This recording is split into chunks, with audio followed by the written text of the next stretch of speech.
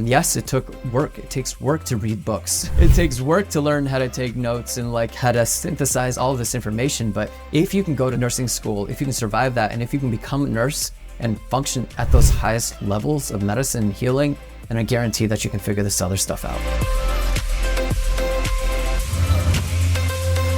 Welcome back, nurses and nurse coaches, to another episode at the Nurse Coach Collective. Okay, today we have something really fun, a little different. Today is all about getting to know Peter Giza. That's me. Ready for this one? Stoked. Awesome. Easy. I feel like I'm a true expert on this one. Yes, I would say that you are, but I'm hoping to challenge you a little bit along the way. Cool. So, if I may say so, this is a very important and fun episode for me. Because what I happen to know is that Peter is one of the most amazing human beings that I have ever had the privilege of knowing. And yes, I am very biased, but I would say that most people who know you, who spend time with you, who get to learn from you, they tend to feel the same way. So I think that this is a really, really cool opportunity to get to know you on a bit of a more personal level. And I thank you for being open to this experience, Peter. Well, thank you for saying that and for those kind words. And I also think, so often in life, we have these people who we look up to or we admire, or they are our teachers, our mentors, our leaders, but we don't really know them, right? We learn from them and we look on at their lives and their successes from afar, but we don't really know them. And so what happens? Like, what do we do to fill in that space? Most often, we make up our own stories in our mind, and very often those stories aren't true. So we end up then putting people on pedestals, or they feel, you can't relate to them, or their life and reality is unattainable, and it creates this really vast separation. And it is a rarity in life that we have the opportunity to get to know the leaders who we look up to. And I know that there are so many nurses and nurse coaches in all across the country, all over the world, who really view you as a leader in this field and who really look up to you for what you have created and the work that you are doing. And so my hope and intention for this episode is that this is really a fun opportunity to get to know the man behind the Nurse Coach Collective and get to know Peter Giza on a more personal level. All right, so here's how this episode is going to go. I have got some questions for you, Peter, and I'm going to start out asking what many nurses and nurse coaches ask about, which is getting to know your background, your upbringing as a nurse, how you got into the field of nurse coaching, and really kind of walking us through that journey in a more detailed way.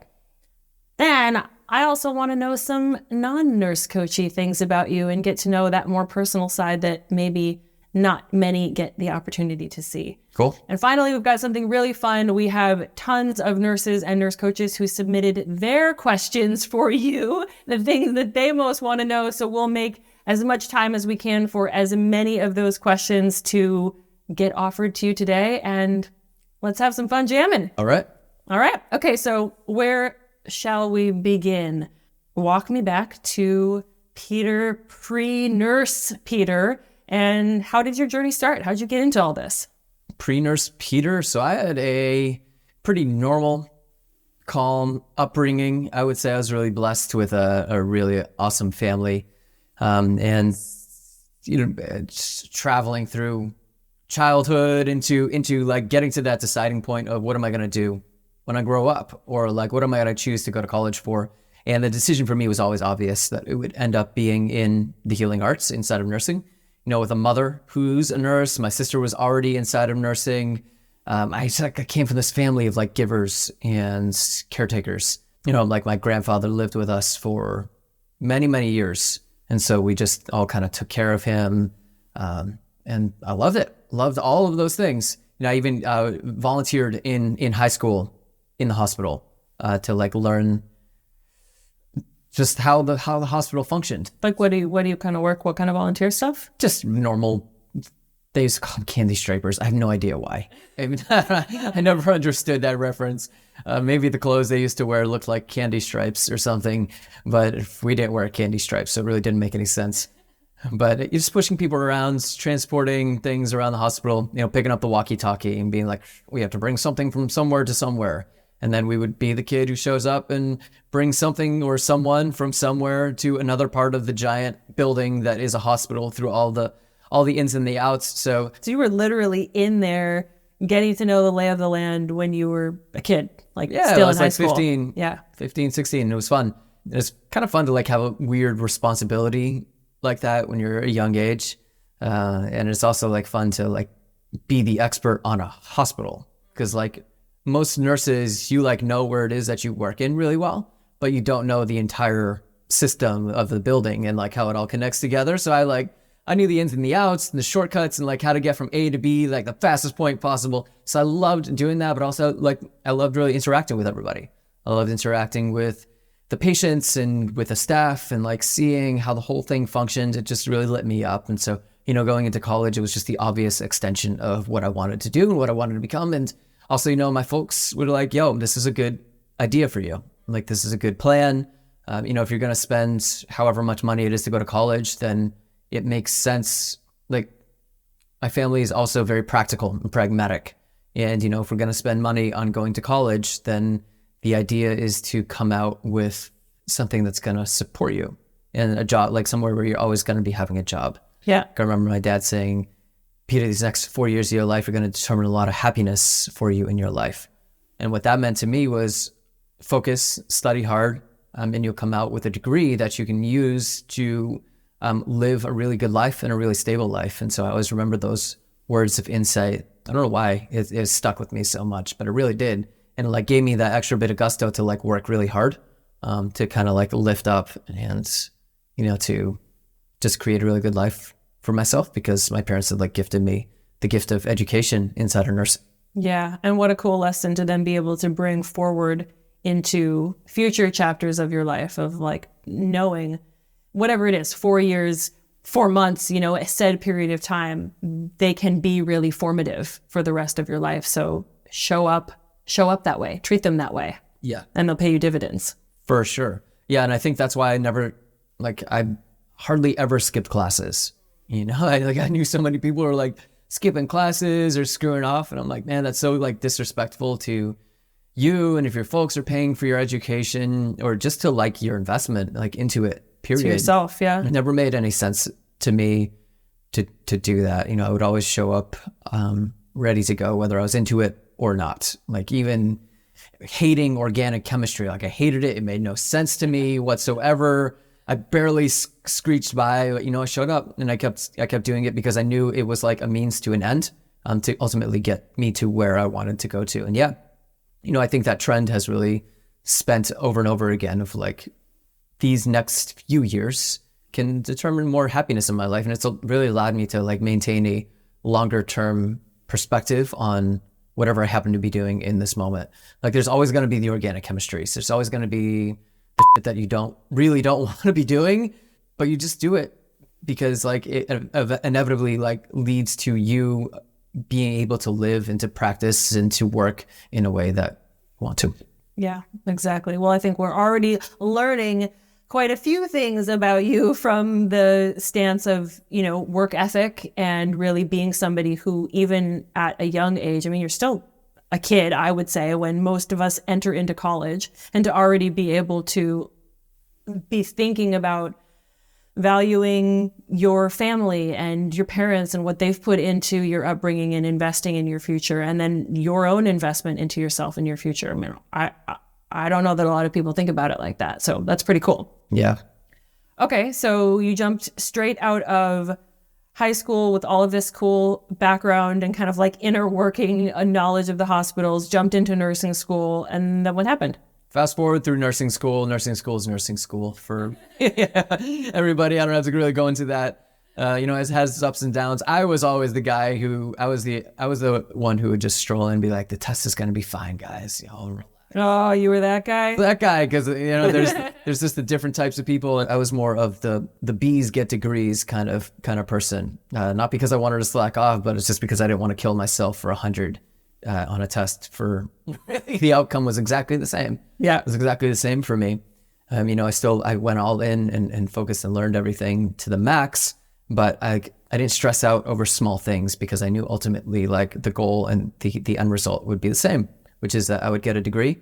And if I wanted to go on to get an advanced degree, then there's a million places where I could get an advanced degree. I don't need a 4.0 GPA to get into programs. I could move around the country and go to places anywhere I wanted to get that degree. So I never like truly stressed about it because I know there's options. I know there's always options if you're willing to explore them. This is where you and I are like polar opposite because my time in nursing school was like head down every day in the library until 3 a.m. Gotta get straight A's or else the whole world is going to crumble upon you. I was head down in the library every single day. I like lived in the library. My friends would always make fun of me for that. But I just, got to where I needed to get to and then didn't really stress over those last 10 points. It just didn't really matter to me. I could still learn the material. So anyways, fast forward through nursing school, graduate, and I went back to work at that same hospital that I learned so well as a volunteer, because that was just easy. It was easy for me to do. Everybody there loved me. I loved everybody. Like we had a really great working relationship. And that's half the battle, just feeling comfortable in a new hospital or a new nursing setting. Yes, and everybody really wanted to support me and lift me up. And my mom worked at that hospital too. So it was like, that's like where it starts. Like that's how things work. Like in the same department as you? No, sort of. I worked in 1-day surgery and she worked in the OR. She was an OR nurse forever. So yeah, I got to see her. We took lunch together a lot, which was... That was so cute. It was cute. It was cute. It was fun. And so that was like just a really great transition. And I think that's a great thing to do and I think that was a great lesson for me of make connections. Like connections will get you so far. And I think we really tend to undervalue a network, and our network can really propel us to the next best thing and create more and more opportunities. So I worked in 1-day surgery for a minute and then went down to work in the ER as soon as I could. As soon as I could get down to the ER, because that's kind of where I wanted to work. That was my life for the next many, many years inside of nursing. It was that ER, and then I transitioned to like standalone ER clinics, which is just like basically a fully functioning ER with no hospital attached to it, which was a newer model. Like we opened it. So it was the only one where we were working in rural Connecticut. So it was kind of cool. It was cool to like be able to serve that community and to be able to like see and find what their problems were. And yeah, then inevitably I ended up in, using nursing to bring me out to Oregon, which is where I've been for the last decade, just in the Northwest, popping around in different places. So what do you mean by using nursing to bring you out this way? Like travel nursing. Yeah. So I got travel nursing, and then it brought me on out here. And then I just I just used it. I knew I wanted to come out here, but I was like, why not have somebody else pay for me to, yes, to definitely make the move and come on out. And I've always been really good at like figuring out how to make the system work for me. So like, how can I make nursing work for me? And so what I found was there's all these off the cuff rules where if you're working per diem, for instance, and most nurses know this stuff, but like I could earn twice as much money working half as much time, like in a per diem role, and still get benefits if I worked more than 20 hours a week on average over 6 months, right? All these little tricks. You knew how to play the game. How to play the game. And why not? And why not? Why not? So, I always had fun doing that. And so that allowed me to like show up 100% at work without really, reaching that state of burnout. Was there a specific reason other than just leveraging nursing as an opportunity to travel? Was there a certain reason that you wanted to move from the East Coast to the West Coast, or something you were looking for? Or? Reinvention of myself. Yeah, I wanted to reinvent myself. My life has really gone along that trajectory of like every 7 years, I want to do the next thing. I don't know if that's true. I remember reading this somewhere of like every 7 years, humans tend to get itchy for whatever's coming next. And that was my moment of like, okay, I'm ready to do something different. And so I really just wanted to come on out and reinvent myself and see who I could be without like any support structure around me and really express that sense of independence. That's pretty brave. I mean, especially because you're talking about clearly your family being so influential for you in getting into nursing and then working in this super unique environment where you're like just one unit over from working with your mom, you know, in the hospital, and then being willing to jump on a plane or car. Did you drive across the country? Yeah. It was a road trip? Okay. I drove through many blizzards in a Toyota Matrix fully loaded with all of my life's possessions. Well, I'm sure that's a good story for another day. Yeah, that's bold to make that move and to do that again. Like I'm hearing this pattern of like a investment in yourself, right? You're seeing this as an opportunity to find yourself, to step into your potential, to like almost just keep this adventurous spirit and see what's next for you. Who can you be? What's out there? Yeah, and I think I really resonate with that sense of adventure spirit. I just like, even it didn't matter where I was working. Like I would show up and see like, how can I have fun today? Like, how can I have fun in this setting right here, right now with these patients, and like enjoy the adventure that is nursing and just going into work for a shift. Fun in nursing? Yeah, I've always really enjoyed it. It's like all along the way. And yeah, I think, you know, once I came out to the West Coast and kind of worked in all the cities, the city hospitals around Portland, like that was interesting, going from like rural clinics and rural hospitals in Connecticut where you see more like rural accidents and rural traumas, which are different from city accidents and city traumas. To be able to see that juxtaposition, like at some point I was like, okay, I've kind of like run the gamut on ER nursing. And that's when I decided I want to go back to school for anesthesia. But that was not my fate. You know, I quickly learned as soon as I transitioned to cardiovascular ICU, a few months in, I was like, this is not what I want to do. I don't want to be titrating drugs. I'm not really interested in this type of science right now. It's not where my heart's at. And the whole vibe of the, like, if you ever worked in the ER, like it's a really tight community. Like the doctors, it's very, the doctors, the nurses, the assistants, it's very egalitarian. Like everybody's on the same plane. But when you go into different parts of the hospital, I don't know how it is in this moment in time, but for me, that was my experience of, then it started to be very segmented. Like and hierarchical. Yeah. And that was like, that was a hard nut for me to swallow. And I was like, I don't know. That was kind of the icing on the cake in terms of like really knowing that I didn't want to pursue this, but also just the interest wasn't there for me to pursue anesthesia. And why did you think that was going to be the pathway for you in the first place? Money. Ah, yes. Ah, yes. Money, and, you know, there's certain pathways that it's like nurse practitioner, nurse midwife. There's also things like legal nurse consultant or a nurse writer or nurse midwife. Nurse midwife wasn't going to be for me. Well, yeah. It's another possible path for some, okay? I'm just throwing it out there. Yeah. To my male nurse midwives out there, kudos, y'all. That just wasn't going to be my pathway. All right, so you started your nursing career in the ER, which you loved, but then you got this idea that you wanted to go back to school for nurse anesthesia, which led you to pivot over to the CVICU. And then what happened? Where's the bridge that crossed you from that point of bedside nursing into nurse coaching? Tell me about that transition. So there is, inside of the city, inside of Portland, there's this program where any nurse who's transitioning from one unit to ICU, cardiovascular ICU, the entire city's hospitals like pay for all of the nurses to go through the same training. So you get like these 2-day in-depth training on intensive care because it's they wanted to essentially standardize how care is provided across the entire city.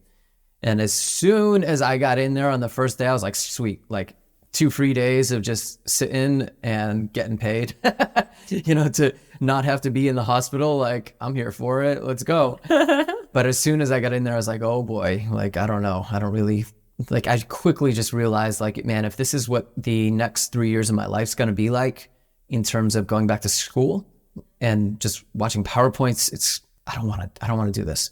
I don't want to do this for another 3 years in school and then spend another 3 years trying to figure out how to master anesthesia. Like I just knew in an instant that I did not want to do that. I remember coming home, actually probably even talking to you and just being like, ooh, I think I might have to figure something else out. It's fine. It's fine for right now. I'm into it. I'm going to go full ham and see how it plays out and see how it really feels beyond the PowerPoints, because it's always more fun in real life than it is on the PowerPoints. But I was just like, I just don't really want to go back to traditional education and commit myself to this just for the money. If I was like, hell yeah, like I really, really want to do this, like my sister's a nurse anesthetist and she loves it. She loves it up and down. She loves the science of it. She super crushes it. She's really, really good at it. And she loved the learning of it. But for me, that just wasn't what I wanted to learn in that moment in time. So I was just like, I started Googling, I started searching. I tried out some random things. And there was a couple of things that really stood out to me. One was Tim Ferriss's 4-Hour Workweek, which was basically about how to use the internet to make money, which if you're in bedside nursing, like you just don't know that. Like the whole training is around how to make money by clocking into work and then clocking out in a hospital.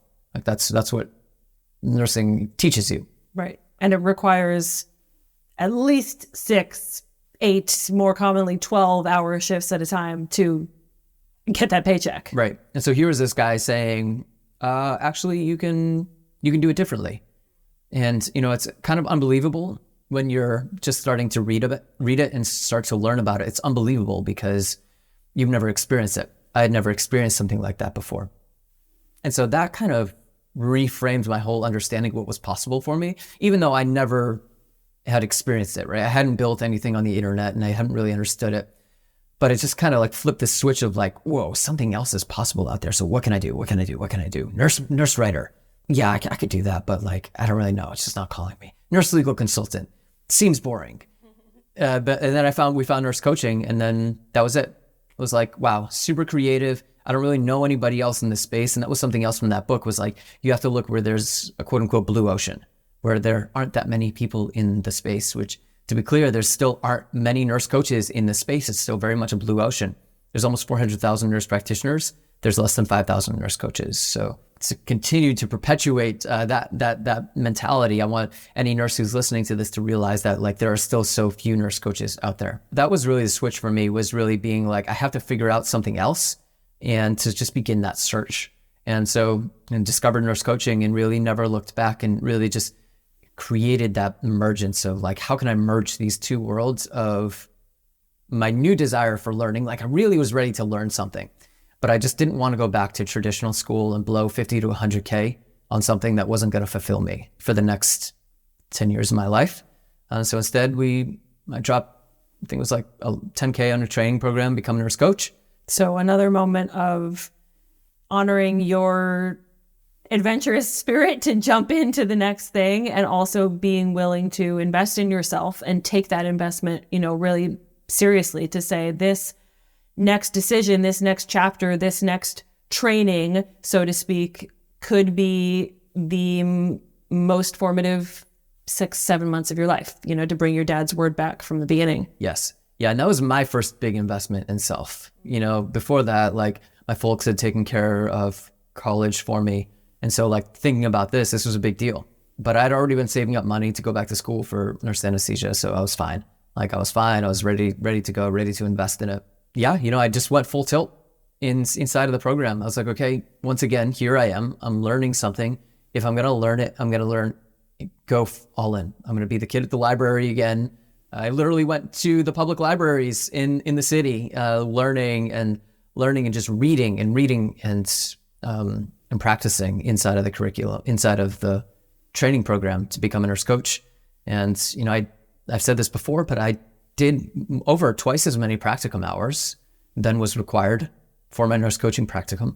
I read way more than I had to because I was hungry for it, because there's so much to learn, not just about coaching and nurse coaching and lifestyle medicine and the science of human change, but also all these other things that I got inspired from the 4-Hour Workweek, which was all about business and internet marketing and how to make it work for you and how to make life work for you. And so that's what I really wanted to create, was not only like a new avenue of myself to be able to practice as a nurse, but to create a lifestyle. I wanted to create a lifestyle for me that could lift me up and allow me to practice to my fullest potential, but also to live like a hell yeah kind of life. Well, you have this beautiful balance of being able to have, like, on the one hand, that bees get degrees mentality that you talked about before. So it's like you're not going to drown yourself under the need to have everything right and have everything be just perfection.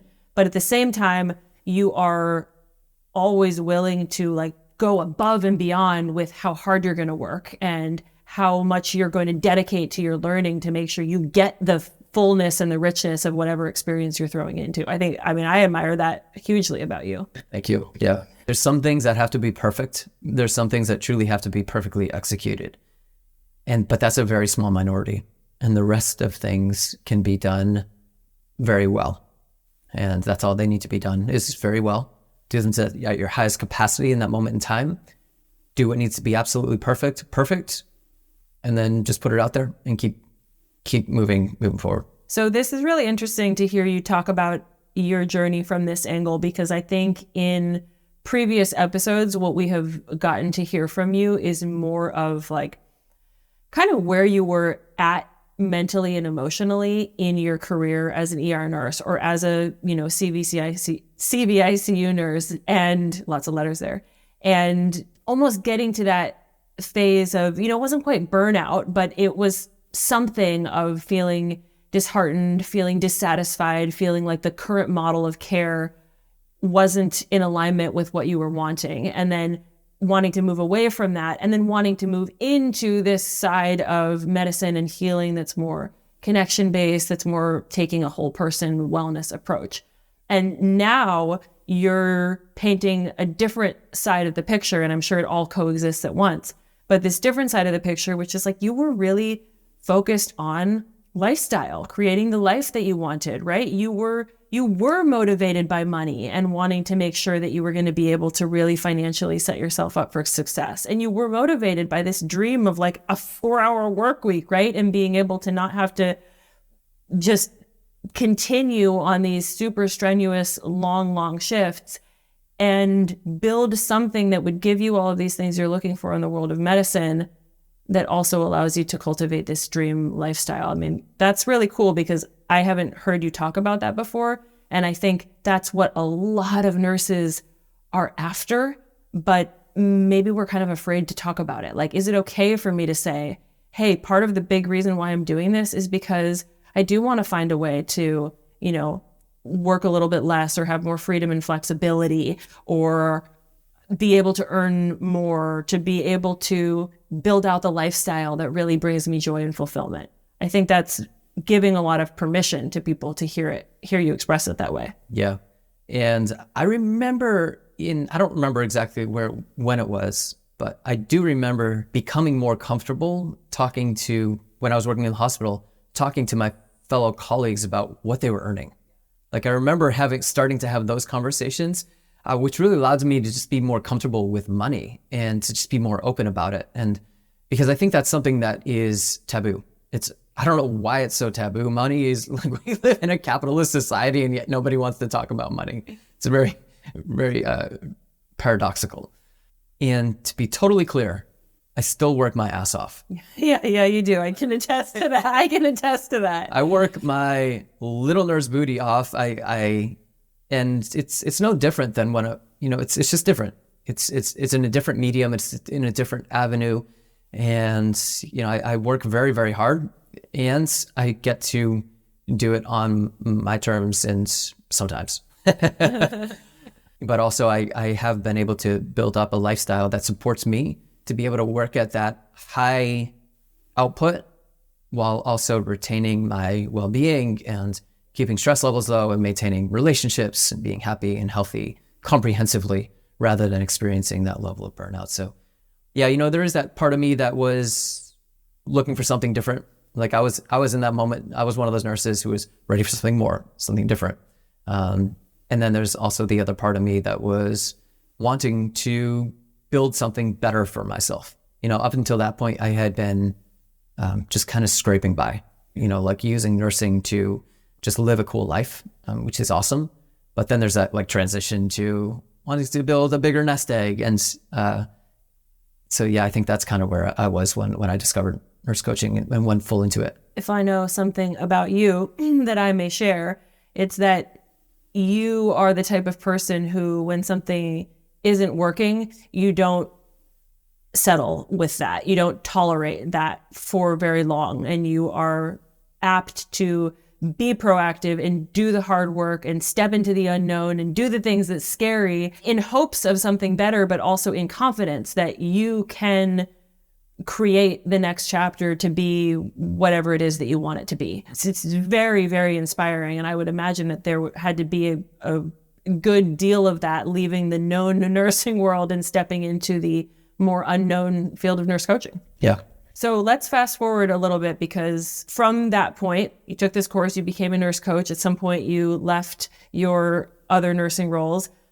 You did quite a few things, right? Including starting your own nurse coaching practice. And we did a lot of that together. And then getting to the point where you are now leading the Nurse Coach Collective and training thousands and thousands of nurses to follow in your footsteps and to become a nurse coach. So this is a ton of ground to cover. What feels most important in that journey, like the pivotal moments or most kind of just salient for you when you reflect on that experience? When nurse coaching came into my world, that's when the real big shifts started to happen. And that's when there was no going back. Like when I came back from that first week of learning nurse coaching, it was like 2 parts. It was like 1 part in person, practicum, another part in person. That first time, like when I came back to the bedside, it was kind of like I had just eaten the blue pill or whatever one makes you see things differently. You saw the light. I saw the light. And I just remember being back there and being like, whoa, what's going on in here? Things are different now. And so from then on, I knew that I had to do something different outside of the traditional model because it was going to be very challenging for me to maintain inside of that environment. And so that just really brought on this wave of energy. Yep. Like I was just so energized by this work. And when you're stoked, when you're energized, when you're purposeful, when you're inspired by something, you can go for it like hard, really, really hard. And so I read stacks and stacks of books. I was always at the library. I was always on my Kindle just taking notes. That was something the 4-Hour Workweek taught me too. It was like how to take notes on books and like how to do this quarterly review. And that all of that literature review and all this research review literally created the Nurse Coach Collective, because I just consumed thousands and thousands of pages. And then you helped me boil it all down and like, how does that all fit together and how does it work together and how do these pieces work and how can we disseminate this information to everybody that needs to hear it? But what I also did at the same time was learn to build business, because like, yes, I loved nurse coaching and I loved the science of it. But then there was this other part of me that was like, let's figure this part out, because other people are doing it. Thousands of other people are doing this. Starting businesses and internet-based. Not nurse coaching businesses at the time when you got started. No, but there were people making money as coaches, and it's the same thing. It's a service-based business model. And so I was like, obviously we can do this. We just have to figure out how to do it.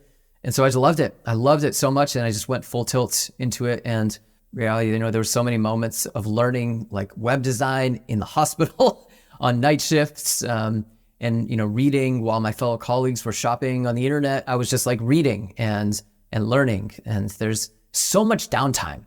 I know people are busy. I have a very rich and full life, and yet I still make time to learn continuously.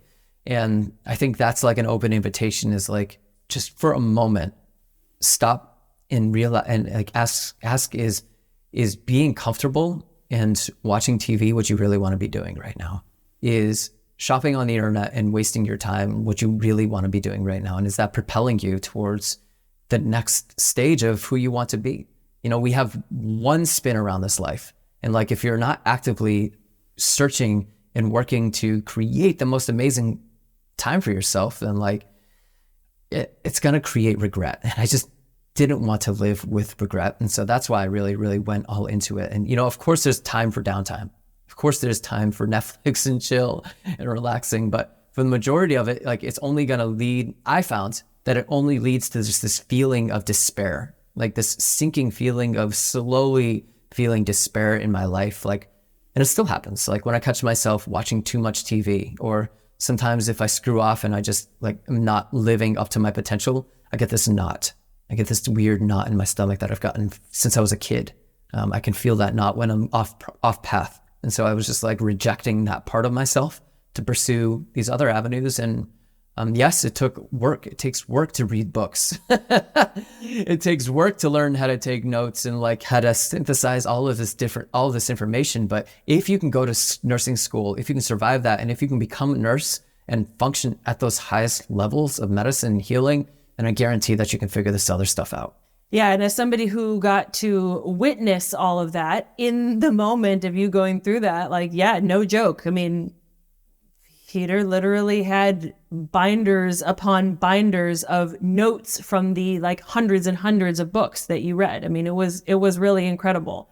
And then the beautiful part about what came next was that, yes, you put in all of this time and energy and resources into yourself, right? Figuring out how to be a nurse coach, how to run a successful business, how to, have a thriving practice. Then what you did next was figure out how you can share that with your fellow nurses and give it to them so that, yes, you're always going to encourage people to be lifelong learners and to do their own hard work, but so that they don't have to read the, 300 books that you did and invest the years and tens of thousands of dollars that you invested because you put it together through the Nurse Coach Collective in this most amazing way that was accessible for any nurse who wanted to be on this journey as well. Anything that you want to learn, there's various ways to do it. And I think really it's a combination of multiple modalities.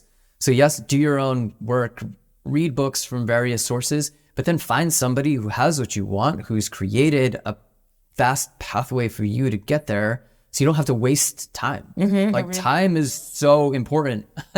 Oh my goodness. Like nothing, it's literally the most important asset that we have. Maybe health, maybe time. But I could go down that. I'm not going to go down the road. Okay. Time is important. Time is important. So yes, I read all those books, but I was also hiring people. And I was also taking courses to accelerate my process of learning so I didn't have to reinvent the wheel. Got it. Well, thank you for sharing all of that so far. I know we're just like starting to scratch the surface on when you entered into the realm of nurse coaching and launching your business and launching this training program.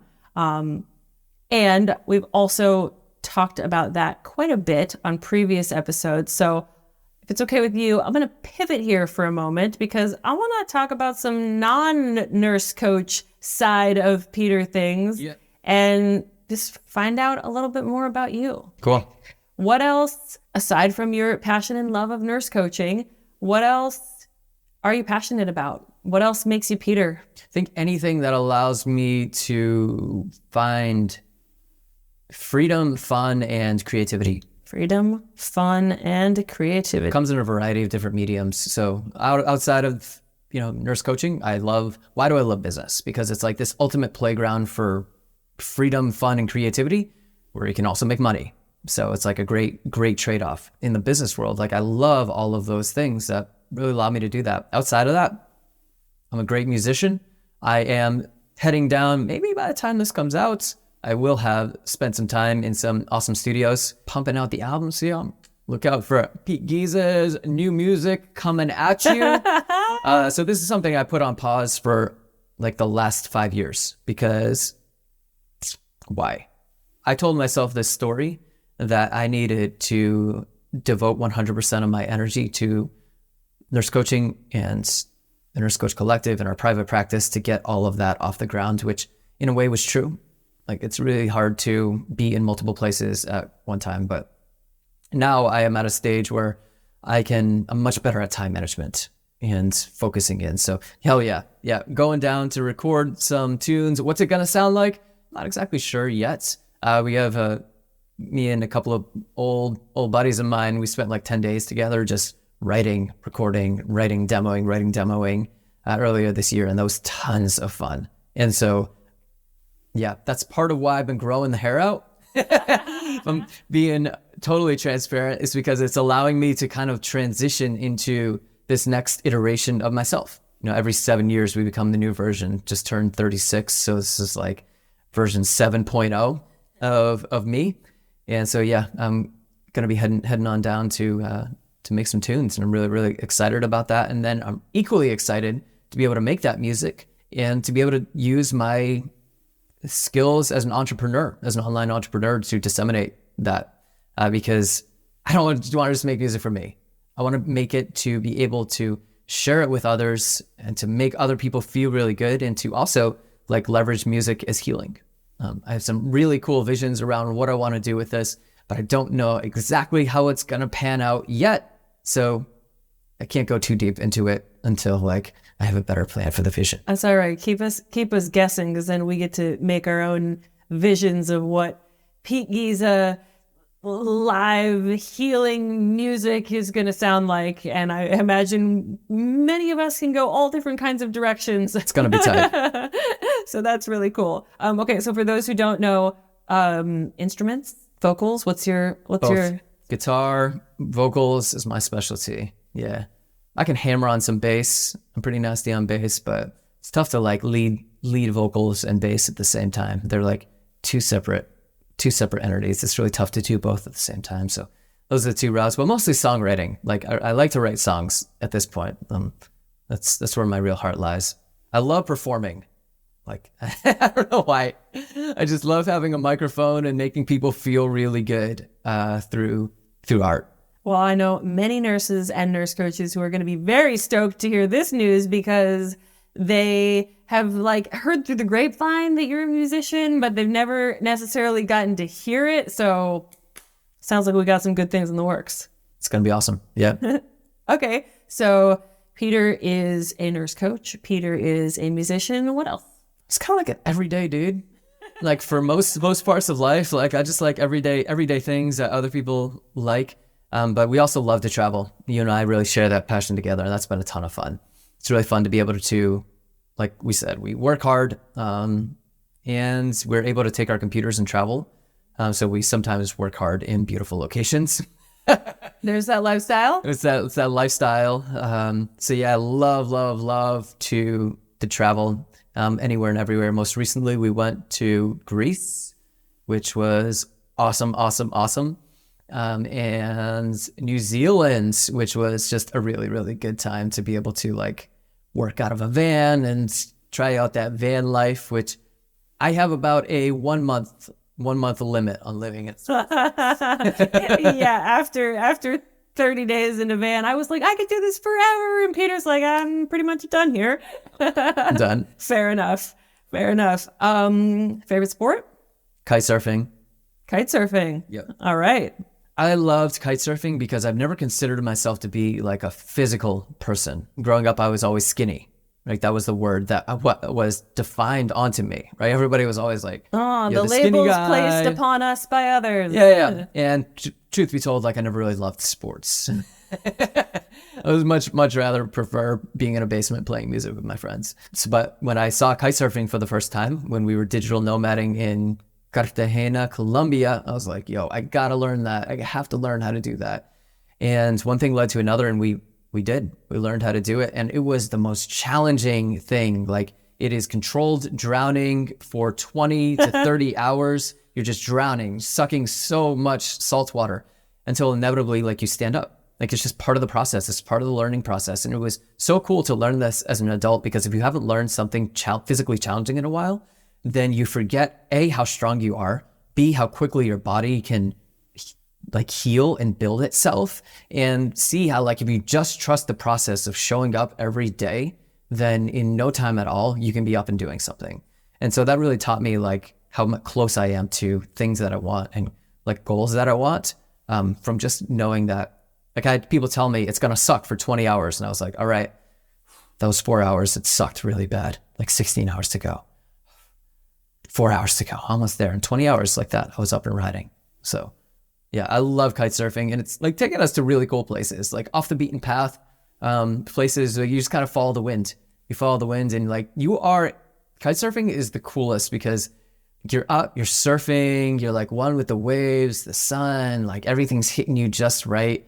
And it feels like just being like really at one with nature. And it's very harmonious out there. And your whole like tone of voice just changed as you were talking about it brings that. out my like inner surfer vibe in the coolest of ways. I love it. Everything that you've said, I can find a parallel between, like the way you showed up in nursing school way back when, the way you showed up in the beginning of your nurse coaching career and threw yourself into business and learning and practice with all of these different clients and creating the Nurse Coach Collective.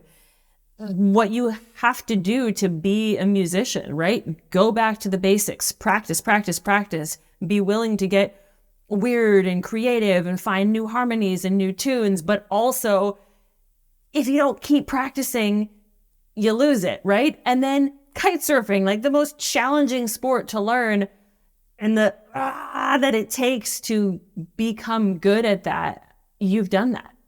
And you've enjoyed that process in all of these different realms.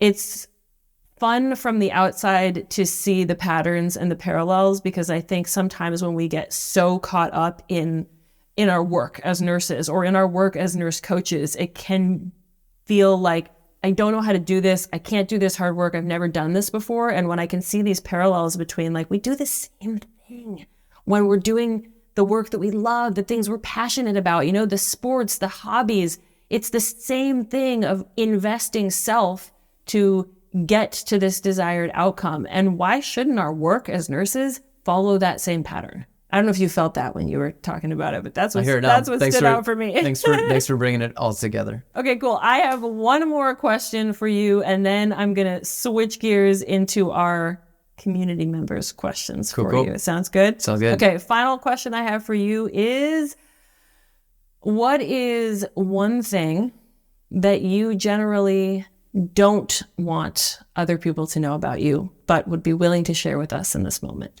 It's a human thing, which is that I experience fear, self-doubt, and the desire to procrastinate on a daily basis.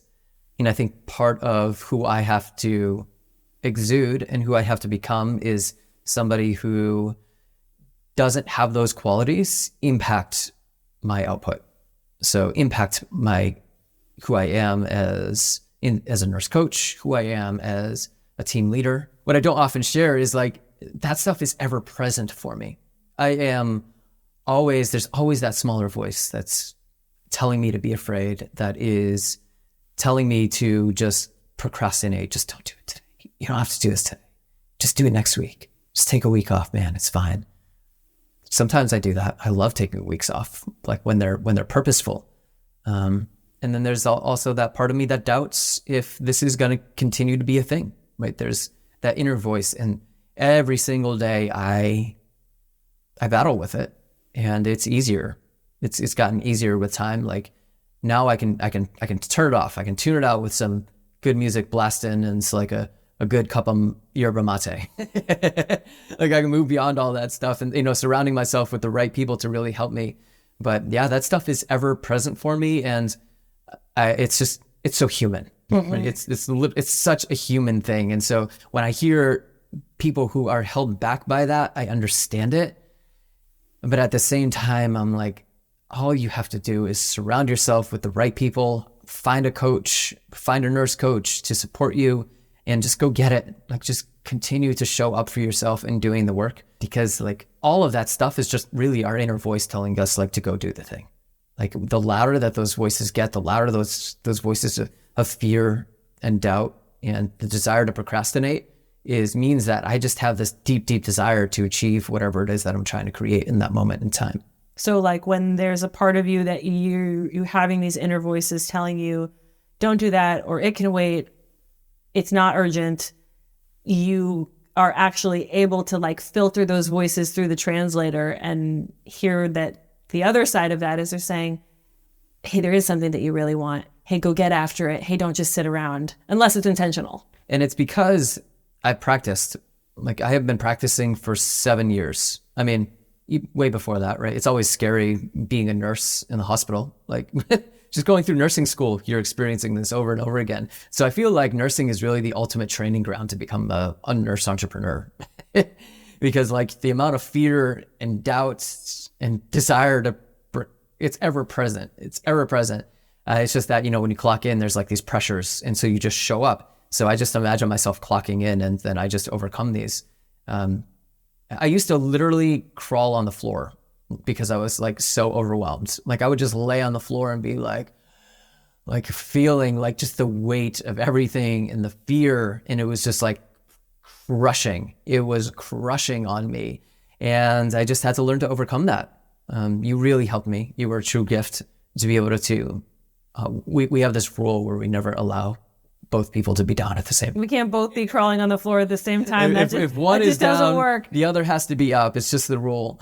And so I think that was really helpful. And now I can kind of self-regulate and do that. But yeah, I think that's something that I don't often create a persona around, because like that persona doesn't really serve me or anybody else. Like, yes, I want everybody to know I'm human, of course, and I experience these things all the time. But what I think is even more powerful is that, yes, I'm human and I can choose like this alternative path beyond all that noise.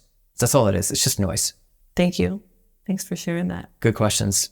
Okay, you ready to switch gears? Yeah, let's go. Okay, so this is fun because we have so many questions from the nurses and the nurse coaches in our community. So literally just a day ago, I posted on our Facebook community, which you all have access to, the Nurse Coach Collective. Facebook group, free for any nurse to join. Community. Yep. So I made a post. I said, if you could ask Peter any question, and he just might answer it on a podcast, what question would you have? Way more than we can possibly fit on this episode. So we will weave these into future episodes, I'm sure. But I'm going to rapid fire you here and we're going to get through as many as we can. Cool. All right? Yep. Let's do it. Let's go. Okay. So Amber wants to know, if you had the chance to interview anyone in the world on your podcast, who would it be and why? Chance to interview anyone on the podcast, it would be nurse coaches in our community who are doing cool stuff. Yeah. So look out for that, y'all, because I really want to talk to you guys. I love talking to you, Heather. And what are you saying? I also really want to dive deep to nurse coaches in our community who are doing cool stuff. There's like really awesome people who I would love to be in a room with, but for the nature of this podcast, that's who I want to interview. I want to interview nurse coaches who are on fire. That's pretty cool. I mean, you could have literally answered with any celebrity, mentor, and what speaks to you the most is really being able to connect with and share and tap into the nurse coaches who are doing the awesome work. I mean, they are our celebrities in that way, right? So cool. Awesome. All right. Ashley wants to know, when was the moment you knew your dream of creating the Nurse Coach Collective was going to be a reality? Like, when did you have a this is it moment? First sale.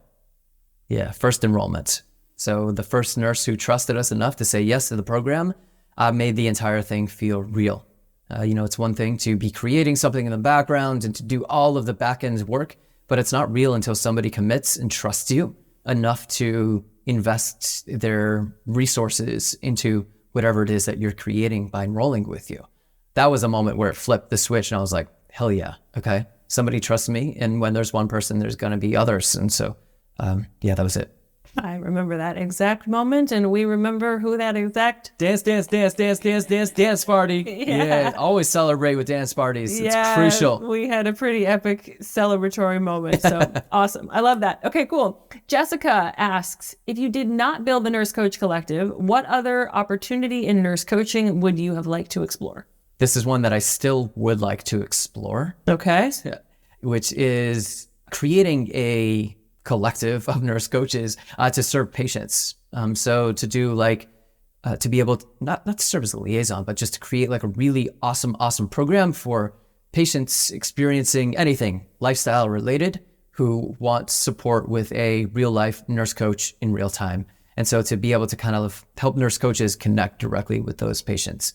something I've been wanting to do for a long time. I don't have the time or energy in this moment. If somebody wants to do that and you're willing to put in all the legwork, reach out to your boy, and we can figure something out. We can figure out a way to make this thing happen, because I think there's a huge need for it. To essentially, it's kind of like an agency, but I don't really want to call it an agency. It would be a collective of nurse coaches all across the country and in Canada as well, really supporting anybody experiencing some type of lifestyle issue. So that it's super easy for anybody, super accessible, super easy when it out comes to there to household find a name. nurse coach in their community. Exactly. Beautiful. All right, cool. Monica says, it's been a few years of success, and you and Heather have come a long way with educating and mentoring many talented nurses. What is your why today? My why today has gotten much more clear than when I first started.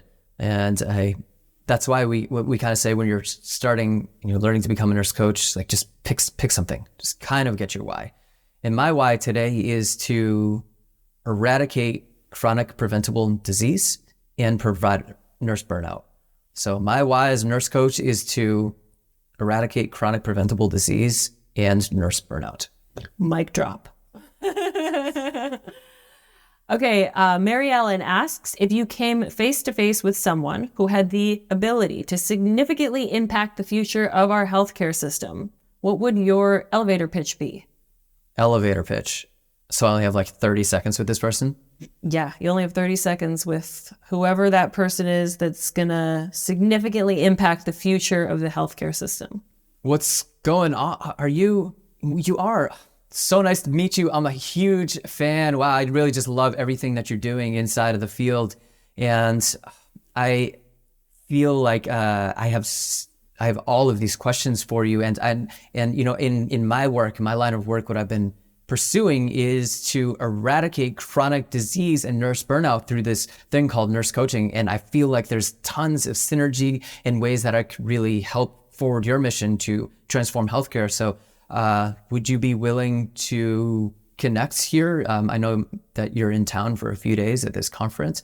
Would you be willing to just, maybe I could buy you coffee or something like that over the next couple of days? I know your time's super, super valuable.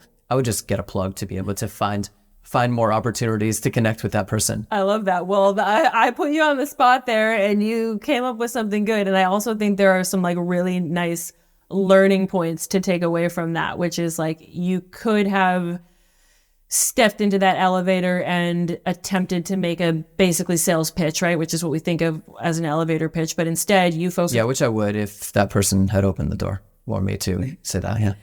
But first, you focused on gratitude and appreciation, offering some acknowledgement for that person's amazing work. You focused on building rapport, right? That camaraderie of a synergistic vibe, curiosity, wanting to ask tons of questions. And then, most importantly, you focused on connection. Let's connect first before I try to sell you on anything or ask you anything too deep. So I would say it's a good first draft, but we got some good learnings to take away from it. You'd be super surprised who will say yes. Like I've had conversations with really incredible people just by being like on LinkedIn. I mean, like, yo, what's up? Hey, you want to hop on a call? It's crazy how often people will just give you their number and be like, yep, for sure. Sounds good. That's true. All right. Okay. David says, if you could go back in time to when you were halfway through to becoming a nurse coach, which is David, where he is at in the Nurse Coach Collective right now, and you could give yourself a pep talk, what would you tell your younger self? I didn't necessarily need one when I was in nurse coaching school. Why? How? I loved it so much. I couldn't get enough of it. I didn't necessarily need a pep talk because I was super stoked. So I guess maybe what that is read books outside of nurse coaching from other inspiring people. Read biographies and autobiographies.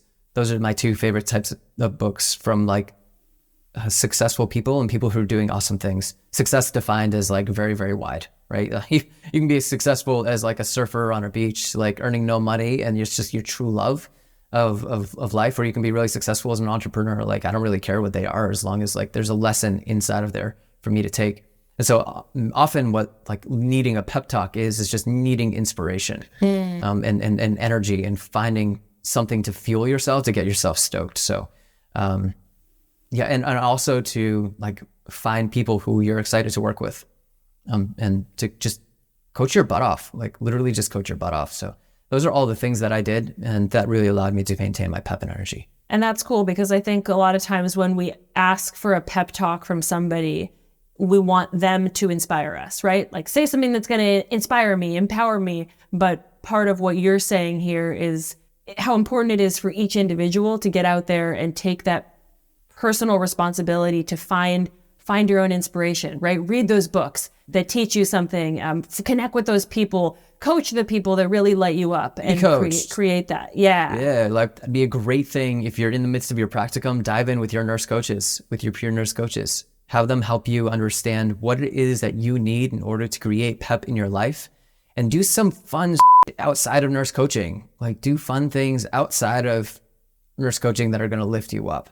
Like what do you need to do to make you feel like, yeah, like really stoked in life? Like the way you feel when you're playing music or when you're kite surfing. And also what I feel when I'm coaching somebody, even though like I'm maintaining a disposition on the inside, I'm like, yes, this is awesome. Like find that, you have to find that spark and like allow yourself the opportunity to like let it out. All right. Crystal wants to know, how long did it take for your coaching to come naturally and for you to feel confidence within yourself as a nurse coach? 6 months. Yeah. I was like 6 months. The duration of the program, I did twice as many practicum hours as I needed to. And that just gave me more practice. So more and more practice, more and more confidence. I mean, the confidence started to come almost immediately once I had one of my teachers remind me, like, you're a nurse, like you've been doing this forever. So like relying on that experience and that knowledge really helped to lift me up to that next layer of confidence. And then it was just practice. So yeah, but 6 months is a good time frame. Like if you're transitioning to any specialty inside of nursing, that's what it's going to take. It's going to take like 6 months to get you there. Yeah. And what do you do in the meantime? Like when you're not yet confident? Keep going, find support, be coached by others to get out of your own damn way. That's really 99% of the time we're just in our own way. Yeah. What were your first coach and client experiences like?